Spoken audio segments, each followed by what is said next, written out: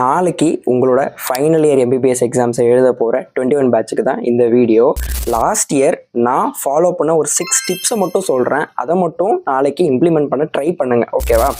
Number 1, எந்த விதமான new ரீடிங்ஸையும் இன்றைக்கி வச்சுக்காதீங்க. ஆல்ரெடி படித்ததை மட்டும் இன்றைக்கி படிங்க. புதுசாக எதையும் படிக்க வேண்டாம். ஏன்னா காமனாக கேட்ட கொஸ்டின்ஸை மட்டும் நீங்கள் நாளைக்கு கரெக்டாக எழுதினாலே நீங்கள் மோஸ்ட்டாக பாஸ் ஆயிடுவீங்க. நம்பர் 2, பேனிக்கில் எதுக்குமே ஆக வேண்டாம். லாஸ்ட்டு 3 வருஷமாகவும் நம்ம இப்படி தான் எழுதிட்டு இருந்தோம். தெரிஞ்ச கொஸ்டினை நல்லா எழுதுவோம், தெரியாத கொஸ்டினை கதை அடிச்சுட்டு வருவோம். அதே தான் இந்த வருஷம் பண்ண போகிறோம். தெரிஞ்ச கொஸ்டினை நல்லபடியாக எவ்வளோ கிறிஸ்பாக அழகாக கொடுக்க முடியுமோ அதை கொடுத்துட்டு வாங்க. தெரியாத கொஸ்டினுக்கு கொஞ்சம் மேனேஜ் பண்ணி அப்படி இப்படின்னு எழுதிக்கலாம், ஒன்றும் பிரச்சனை இல்லை. Number 3, stay hydrated. சம்மர் ஆரம்பிச்சிருச்சு. அதே சமயம் எக்ஸாம் ஹாலில் போய் உட்காரப்ப பயங்கரமாக வேர்க்கும்.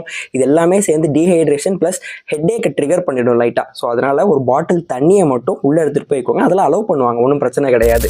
நம்பர் 4, எல்லா ஸ்டேஷ்னரிஸும் உங்ககிட்ட இருக்கான்னு கரெக்டாக செக் பண்ணிக்கோங்க. லைக் பென்னு, பென்சில்ஸு, ஏதோ ஸ்கெச்சஸ் யூஸ் பண்ணுறீங்கன்னா ஸ்கெச்சஸு, ஸ்கேலு, முக்கியமாக ஹால் டிக்கெட் கரெக்டாக இருக்காதுன்னு செக் பண்ணிக்கோங்க.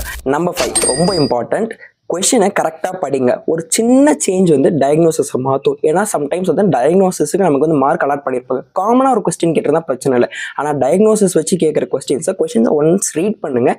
ரீட் பண்ணி தெளிவாக ஆன்சர் பண்ணுங்கள். லாஸ்ட் பட் ரொம்ப இம்பார்ட்டண்ட்டான விஷயம், நாளைக்கு எக்ஸாம் ஃபஸ்ட் பேப்பர் முடிஞ்சதும் தயவு செஞ்சு கொஸ்டின் பேப்பர் ஓரமாக தூக்கி வச்சிருங்க. யார்கிட்டையும் போய் டிஸ்கஸ் பண்ணி எழுதுங்க. டே இதுக்கு அது ஆன்சர்ரா, அதுக்கு இது ஆன்சர்ரா, டே இந்த டயக்னோசிஸ்ரா, இதை மாற்றி எழுதிட்டேன். வேணாம், அப்படியே மூடி வை.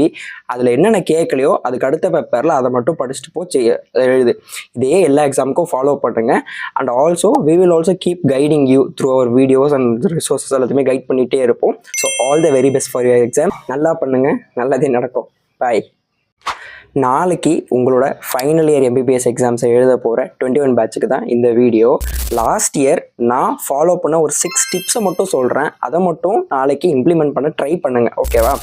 நம்பர் 1, எந்த விதமான நியூ ரீடிங்ஸையும் இன்றைக்கி வச்சுக்காதீங்க. ஆல்ரெடி படித்ததை மட்டும் இன்றைக்கி படிங்க.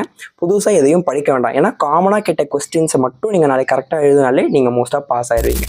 நம்பர் 2, பேனிக்கில் எதுக்குமே ஆக வேண்டாம். லாஸ்ட்டு 3 வருஷமாகவும் நம்ம இப்படி தான் எழுதிட்டு இருந்தோம். தெரிஞ்ச கொஸ்டினை நல்லா எழுதுவோம், தெரியாத கொஸ்டினை கதை அடிச்சுட்டு வருவோம்.